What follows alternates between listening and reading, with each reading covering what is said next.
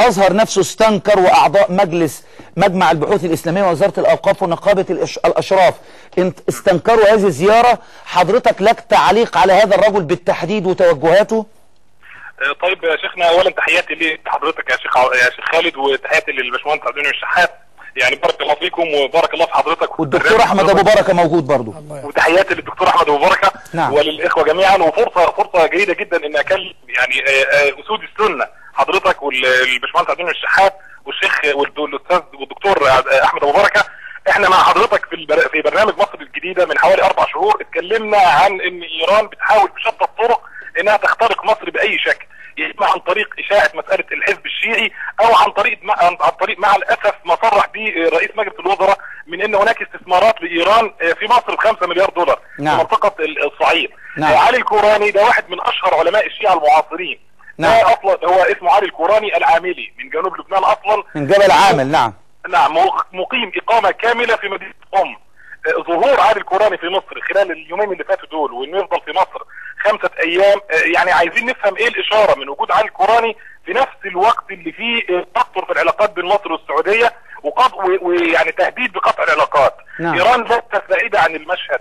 الوضع مؤسف جدا. احنا كان عندنا امل كبير جدا والله يا شيخنا. هل حضرتك بتلمح الى ان ما حدث امام السفاره السعوديه قد يكون في دعم ايراني حصل؟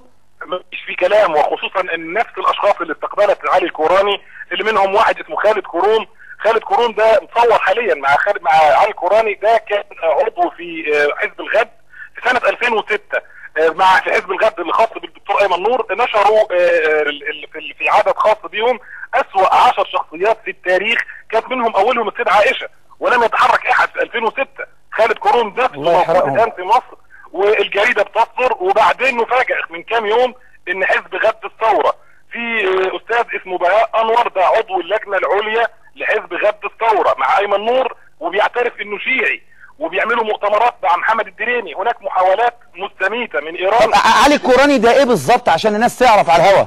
علي الكوراني ده من اهم علماء الشيعه المعاصرين، ليه موقع خاص بيه وليه فتاوى موجوده على الانترنت، وهو حتى ليه كتاب اسمه عصر الظهور بيقول فيه عنصرين مهمين جدا: ان لابد لظهور الامام المهدي عند الشيعه ان تفتح منابر الامام المهدي في مصر. دي واحده. المساله الثانيه انه بيقول انه من اهم علامات ظهور المهدي قتل ملك في الحجاز اسمه عبد الله، وليه على اليوتيوب بيقول اللي يقتل الملك عبد الله في الحجاز اضمن لكم خروج المهدي. طيب سؤال، هل اي له كلام عن اصحاب النبي، عن آل بيت النبي؟ ليه مقاطع كتير جدا حضرتك، وليه محاضرات كتيره جدا في سب الصحابه وفي قوله. حتى ليه مقطع مشهور جدا بيقول فيه ان اللي بيقول يا الله من غير ما يقول يا علي هذا كافر عند الشيعه. يعني انا نفسي افهم بس يا شيخنا، احنا ازاي الناس دي بتخش مصر وتخرج منها من غير ما حد يشعر؟ بالامس القريب جبنا حضرتك الائتلاف المسلمين للدفاع عن الصحب والآل، جبنا مسدسات لعب اطفال بتتباع في الموسكي فيها اقتل السيدة عائشه. مش ممكن تكون حاجات دي اخترقت مصر وجت من غير ما يكون في حد بيحركها.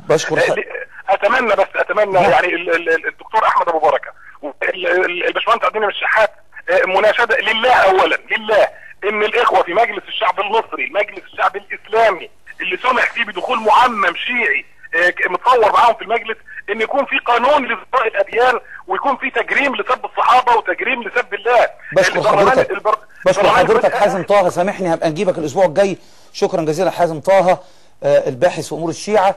انا بأحذر من الان واحمل واناشد المجلس العسكري ان يصدر تعليماته لجوازات المطار. مثل هذه الشخصيات خطر على امن مصر القومي، وناس بيستفزونا ان بيجيب واحد. يعني احنا قلنا لما بيسب حد من المجلس العسكري تقوم الدنيا ولا تقعد، واحنا بنرفض سب الاشخاص.